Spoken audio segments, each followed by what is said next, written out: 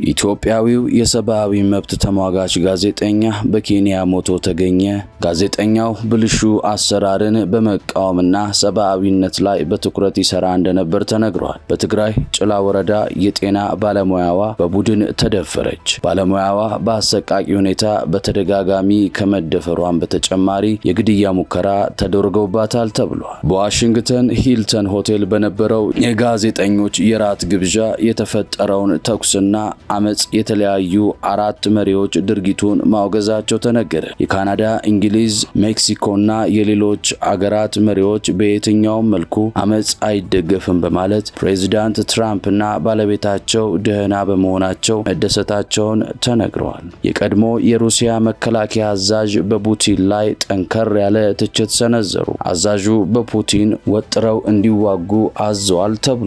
ሌላ ዜና ፕሬዝዳንት ፑቲን ኢራናውያን በጥንካሬ እየተዋጉ መሆናቸውን ተናገሩ። ኢራናውያን ምንም አይነት ልዩነት ሳይኖራቸው እየተዋጉ ነው ተባለ። በተለይ ይህ ከአንድነታቸው ከአሜሪካ ጋር በሚኖረው ድርድር አስተዋጽኦ ይኖረዋል ተብሏል። ሰላም ጤና ይስጥልን። ከኢትዮ አምባ ሚዲያ የሰዓቱን መረጃዎች እናስደምጣችኋለን። አብራችሁን ቆዩ። ኢትዮጵያዊው ጋዜጠኛ የሰብአዊ መብት ተሟጋች ያዕቆብ ያታኔ በኬንያ መዲና ናይሮቢ ሞቶ መገኘቱ ተነገረ። በስደት በኬንያ ናይሮቢ የሚገኘው ጋዜጠኛና የሰብአዊ መብት ተሟጋች ያዕቆብ ያታኔ በመኖሪያ ቤቱ ሕይወቱ አልፎ መገኘቱ የአይን ምስክሮች ተናግረዋል። ከደቡብ ኢትዮጵያ ኮንሶ ተሰዶ በናይሮቢ በስደት ይኖር የነበረው ያዕቆብ ያታኔ በተለይ በደቡብ ኢትዮጵያና አካባቢው የሚፈጸሙ የሰብአዊ መብት ጥሰቶችን በማጋለጥና ስለ ወገኖቹ ድምጽ በመሆን የሚታወቅ ብርቱ ጋዜጠኛ ነበር ተብሏል። የጋዜጠኛው የሞት ዜና ከተሰማ በኋላ በስደት የሚገኙ የሙያ አጋሮቹና ወዳጆቹ ከፍተኛ ድንጋጤ የገጠማቸው ሲሆን በተለይ በስደት ላይ ያሉ ኢትዮጵያውያን ጋዜጠኞች ላይ የሚደርሰው ዛቻና ስጋት በጨመረበት በዚህ ወቅት ያዕቆብ ሞት ጥልቅ ምርመራ ያስፈልገዋል የሚሉ ድምጾች እየበረከቱ ይገኛሉ። የኬንያ ፖሊስና የሚመለከታቸው ዓለም አቀፍ የሰብአዊ መብቶች ድርጅቶች በጋዜጠኛው ሞት ዙሪያ ገለልተኛና ፈጣን ምርመራ እንዲያደርጉ የጋዜጠኞች መብት ተሟጋች ድርጅትና የሙያ አጋሮቹ ጥሪ አቅርበዋል። መረጃው የወላይታ ሚዲያ WT ሚዲያ ነው።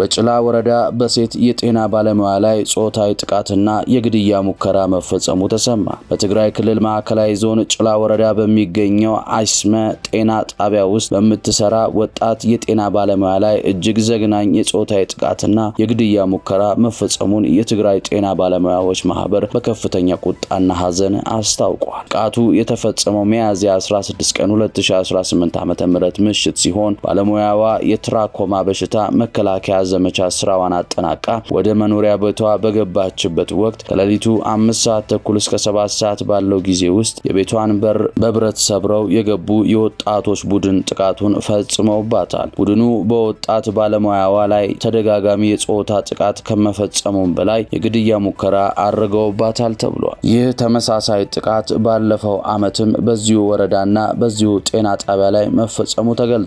የጤና ባለሙያዎቹ መደበኛ ደመወዝና የትርፍ ሰዓት ክፍያ ሳይከፈላቸው በትዕግስትና በከፍተኛ ተጋድሎ ህዝባቸውን እያገለገሉ ባሉበት ወቅት እንዲህ ያለ ጥቃት መፈጸሙ ማህበረሰቡን አስቆጥቷል። ማህበሩ በመግለጫው የጤና ባለሙያው ለህዝብ ጤና ሲል ደከመኝ ሳይል እየሰራ ባለበት ወቅት እንዲህ ያለ ከትግራውያን ባህልና እሴት የወጣ አሰቃቂ ድርጊት መፈጸሙ የመንግስት ቁጥጥር ማነስን ያሳያል ተብሏል። የጤና ባለሙያዎች ማህበር ጉዳይ በቅርበት እየተከታተለ መሆኑን ገልጿል። ከተጎጂዋ ጎን በመሆን የህክምና ክትትልና የህግ ሂደቱ እንዲፋጠን ከዞኑ የሴቶች ጉዳይ ቢሮና ከጤና መምሪያ ጋር ንግግር መጀመሩ ተነግሯል። ማህበሩ በትናንትናው ዕለት አስቸኳይ የቦርድ ስብሰባ የጠራ ሲሆን በጤና ባለሙያዎች ላይ የሚደረግ ጥቃት ለመከላከልና ተገቢው የህግ ከለላ ለማግኘት ጠንከር ያለ አቋም ይዟል ተብሏል። የጭላ ወረዳ መስተዳድር ለማዕከላዊ ዞንና አስተዳዳሪና ለክልሉ ጤና ቢሮ ጥፋተኞች ተገቢው ቅጣት እንዲያገኙ የሚያሳስብ ደብዳቤ በይፋ እንዲቀርብ ታውቋል። ማህበሩ ለመንግስትና ለሚመለከታቸው አካላት ባስተላለፈው መልእክት በጤና ባለሙያዎች ላይ የሚፈጸም ተደጋጋሚ ጥቃት በአስቸኳይ እንዲቆምና ለባለሙያዎቹ የህግ ከለላ እንዲሰጥ ጠይቋል።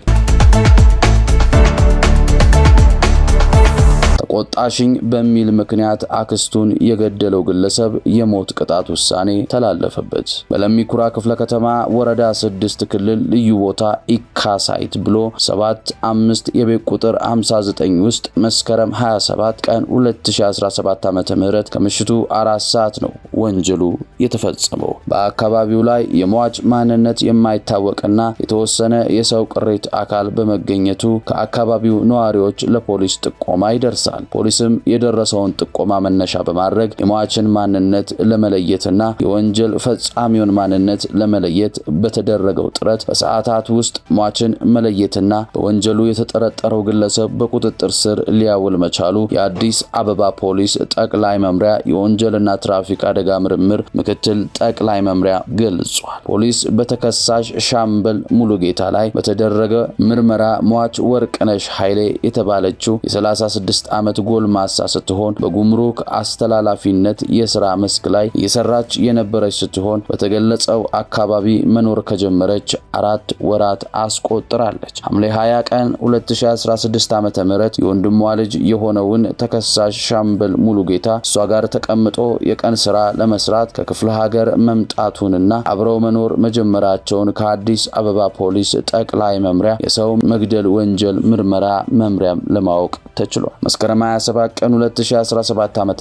ከምሽቱ 12 ሰዓት አካባቢ ስራ ውላ ወደ ቤቷ ገብታ ከወንድሟ ልጅ ጋር ራት በልተው አመሻሹ ላይ በተፈጠረው አለመግባባት ተቆጣሽኝ በሚል ሰበብ አንገቷን በማነቅ መሬት ላይ በመጣል ህይወቷ እንዲያልፍ ካደረገ በኋላ በሽንኩርት መክተፊያ ቢላዋ የተለያዩ የሰውነት ክፍሏን በመቆራረጥና በመለያየት በ3 ፌስታል ነጣጥሎ በማሰር ጨለማን ተገን በማድረግ ማንም እንደማያየው በማረጋገጥ አንዱን ፌስታል በመጸዳጃ ቤት ሁለተኛውን ደግሞ ለግንባታ የተቆፈረ ቦታ በመጣል አፈር በማልበስና ሶስተኛውን ፌስታል ግንብ ስር ሊጥልም ችሏል። ፖሊስ የተለያዩ ማስረጃዎችን በመሰብሰብ ወንጀሉን ፈጽሟል ተብሎ የተጠረጠረው ግለሰብ በመያዝ ቅሪተ አካሎቹን የጣለበት ቦታ መርቶ እንዲያሳይ አድርጓል። የሟችን አስክሬን በመሰብሰብ ለቤተሰብ በመስጠት ተከሳሹ ላይ የምርመራ ስራውን በሰውና በሰነድ ማስረጃ ያጠናቀቀው ፖሊስ የተጠናቀቀውን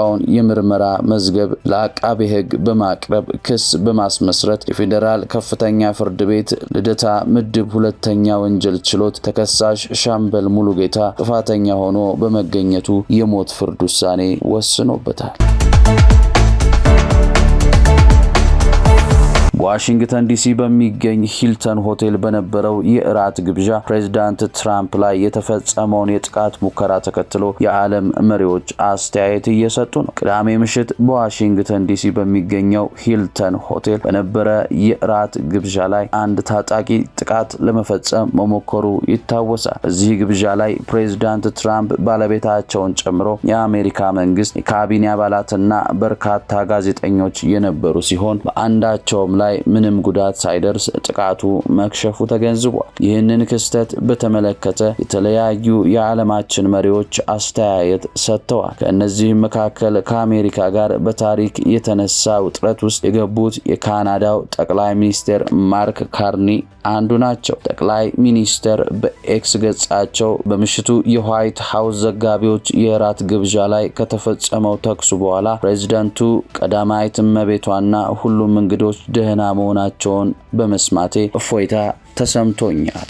ፖለቲካዊ አመጽ በየትኛውም ዲሞክራሲ ውስጥ ቦታ የለውም ብለዋል። የአሜሪካ ደቡብ ጎረቤት አገር ሜክሲኮ ፕሬዝዳንት ክላውዲያ በበኩላቸው በጥቃት ሙከራው ፕሬዝዳንቱና ባለቤታቸው ምንም አለመሆናቸው ጥሩ ነገር ነው። በተለይ የአሜሪካ የጸጥታ አካላት ለወሰዱት እርምጃ ክብር አለን። አመጽ ፈጽሞ ሊፈቀድም አይገባም ብለዋል። የብሪታንያው ጠቅላይ ሚኒስትር ኬር ስታርመር ባሰፈሩት አስተያየት በዋሽንግተን ዘጋቢዎች የራት ግብዣ ላይ የተፈጠረው ስሰማ ደንግጫለሁ። በዲሞክራሲያዊ ተቋማትና ሐሳብ የመግለጫ ነጻነት ላይ የሚደረግ ማንኛውም ጥቃት ሊወገዝ ይገባል በማለት አስረድተዋል። በሶማሊያ የባህር ዳርቻ ተጨማሪ መርከብ በባህር ላይ ወንበዴዎች ተያዘ። የባህር ላይ ባለስልጣናት በሶማሊያ የባህር ዳርቻ መርከቦች ላይ ስጋት ሊፈጥር እንደሚችል እያስጠነቀቁ ሲሆን አንድ የጭነት መርከብ በባህር ላይ ወንበዴዎች ወንጀል ቡድን መያዙ ተሰምቷል። የዩናይትድ ኪንግደም የባህር ንግድ ኦፕሬሽን ዩኬኤምቶ መርከቧ ያልተፈቀደላቸው ሰዎች ወደ ሶማሊያ የግዛት ውሃ አቅጣጫ እንድትቀይር ማስገደዳቸው በማንሳት በአካባቢው ያለውን ስጋት ጉልህ መሆኑን አንስተዋል። ባለፈው ሳምንት የአሳ ማጥመጃ መርከብና ነዳጅ ዘይት ጫኝ ጨምሮ ቢያንስ 4 መርከቦች በተጠረጠሩ የባህር ላይ ወንበዴዎች ላይ ኢላማ ተደርገዋል። ላለፉት 3 ዓመት በህንድ ውቅያኖስ ክልል ውስጥ የባህር ላይ ወንበዴዎች እየጠፉ የነበሩ ሲሆን በአንድ ወቅት በጠለፋ ተግባራቸው ከፍተኛ ስጋት ደቅነው እንደነበር ይታወሳል። ፓይሬት አክሽን ቡድን የተሰኘ ተቋም በባህር ጠላፊዎች ወንበዴዎች ላይ ትኩረቱን አድርጎ የሚሰራ ሲሆን ስጋት እየጨመረ በመምጣቱ መርከቦቹ በጥንቃቄ እንዲጓዙ በመምከር የአየር ሁኔታ በአነስተኛ ጀልባ ለሚመጡት ጠላፊዎች ምቹ መሆኑን አስታውቋል። የመርከቡ ጠለፋ በሶማሊያ ጋራ ካድ በቅርብ ርቀት ላይ መፈጸሙን የዩናይትድ ኪንግደም የባህር ንግድ ኦፕሬሽን ገልጿል። በጠለፋው ዙሪያ ግን ምንም ተጨማሪ መረጃ አልተዘገበም። የዩናይትድ ኪንግደም የባህር ንግድ ኦፕሬሽን በሰሜን ሶማሊያ ማሪዮ የባህር ዳርቻ ላይ በኤፕሪል 21 ስለደረሰው የተለየ ጠለፋ ማስጠንቀቂያ ሰጥቷል። የባህር ላይ ወንበዴዎች ኤፕሪል 22 በሶማሊያ የባህር ጠረፍ አካባቢ በጉዞ ላይ የነበረች የነዳጅ ጫኝ መርከብ ጠልፈዋል ሲሉ በርካታ የደህንነት ባለስልጣናት መናገራቸው ይታወሳል። አሁን በቁም ነገር መዋጋት መጀመር አለብህ ሲሉ የሩሲያ ጦር አዛዥ በፑቲን ላይ ጠንከር ያለ ትችት ሰነዘሩ። የቀድሞ የሩሲያ ጦር ጠቅላይ ኢታማዦር ሹምና ምክትል የመከላከያ ሚኒስትር ዩሪ ባሊዮቭስኪ በፕሬዝዳንት ቭላዲሚር ፑቲን ላይ ያልተጠበቀ ጠንከር ያለ ትችት መሰንዘራቸውን ዘ ሚረር ዘግቧል። ባሊዮቭስኪ በዩክሬን ጦርነት የታየው ውድቀት በማንሳት የፑቲን ድክመት የሩሲያን የወደፊት ፈንታ አደጋ ላይ የጣለ ነው ብለዋል። አሁን በቁም ነገር መዋጋት መጀመር አለብህ ሲሉ ለፑቲን የቀጥታ ማስጠንቀቂያ የሰነዘሩት አዛዡ ሩሲያ በጦርነት እያሳየች ያለችው አቋም አሳሳቢ መሆኑን በይፋ በመናገር ከክሬምሊን መሪ ጋር ያላቸውን ወገንተኝነት አቋርጠዋል። አዛዡ ባሊዮቭስኪ የሩሲያ የህዝብ ምክር ቤት ባደረገው ንግግር ፑቲንን መሳለቂያ ማድረጋቸው ዘገባው አስመልክቶ ሩሲያ ሃይፐርሶኒክ መሳሪያዎችን በመስራት የመጀመሪያ ሀገር ነበረች። እኛ ግን ያደረግነው በየጥጋ ጥጉ እየዞርን ማንም የሌለው መሳሪያ አለን እያልን መጮ ብቻ ነበር ሲሉ ተችተዋል። ይህ አይነቱ ጉራ ለሀገሪቱ ምንም አይነት ደህንነት እንዳላመጣ የገለጹት ባሊዮቭስኪ በቴክኖሎጂው መመካት ብቻ በቂ እንዳልሆነ በፑቲን አመራር በጦር ሜዳው ላይ ትርጉም ያለው ውጤት ማምጣት እንዳልቻለ በግልጽ ተናግረዋል። ኢራናውያን በጠላቶቻቸው ላይ አንድ ሆነው ተነስተዋል ሲል የቴህራን መንግስት አስታወቀ። የኢራን ፓርላማ ቃል አቀባይ ኢራን ከአሜሪካና ከእስራኤል ጋር በቀጠለው ውጥረት ውስጥ ጠላት ላይ በአንድነት ቆመናል ሲሉ መናገራቸው የመንግስት የዜና አገልግሎት ዘግቧል። ልዩነት የለንም፣ አንድ ሀገር ነን፣ ግባችን አንድ ነው፣ የጋራ ጉዳያችን ካሉት ልዩነት እጅግ በጣም ይበልጣል ሲሉ አባስ ጋውዳሪዝ ተናግረዋል። ልዩነት የለም፣ አንድ ሀገር ነን፣ ግባችን አንድ ነው፣ የጋራ ጉዳያችን ካሉን ልዩነቶች እጅግ በጣም ይበልጣሉ ሲሉ አባስ ጎዳርዚ ተናግረዋል። ከህዝብ የተደራዳሪውን ቡድንና ዲፕሎማሲያዊ ይደግፋሉ በማለት የህዝብ ሚና ወሳኝ መሆኑን ጎርዚ ጠቁመዋል። በተጨማሪ የህዝብ ሚና ከዩናይትድ ስቴትስ ጋር በሚደረገው ድርድር ውጤት ተጽዕኖ ሊያሳድር እንደሚችል ገልጸዋል። የጎዳርዚ አስተያየት የተሰማው የዩናይትድ ስቴትስ ፕሬዝዳንት ዶናልድ ትራምፕ በፓኪስታን አደራዳሪነት በኤፕሪል 8 የጀመረውን የ2 ሳምንት ከኢራን ጋር የተደረሰውን ተኩስ አቁም ስምምነት ባለፈው ሳምንት ካራዘሙ በኋላ ነው። ትራምፕ የኢራን አመራር በጠረጴዛ ላይ የተዋሃደ አቋም እስኪያቀርብ ድረስ ተጨማሪ እርምጃችን እንደሚወስዱ ተናግረዋል። የተኩስ አቁም ስምምነት ከመተግበሩ በፊት እንደ አውሮፓውያን አቆጣጠር የካቲት 28 አሜሪካ እስራኤል ኢራን ላይ በከፈቱት ጥቃት የመጀመሪያው ሳምንት የዘለቀው ጦርነት ተተኪ ቴሄራን አጸፋ ጥቃት እንድትፈጽም ማድረጉ ይታወሳል። ዋሽንግተንና ቴሄራን ጦርነቱን ለማቆም በፓኪስታን ዋና ከተማ ኢስላማባድ ቢነጋገሩም ስምምነት ላይ መድረስ አልቻሉም። ሌላ ዙር ድርድር ለማድረግ ጥረት እየተደረገ ይገኛል ተብሏል።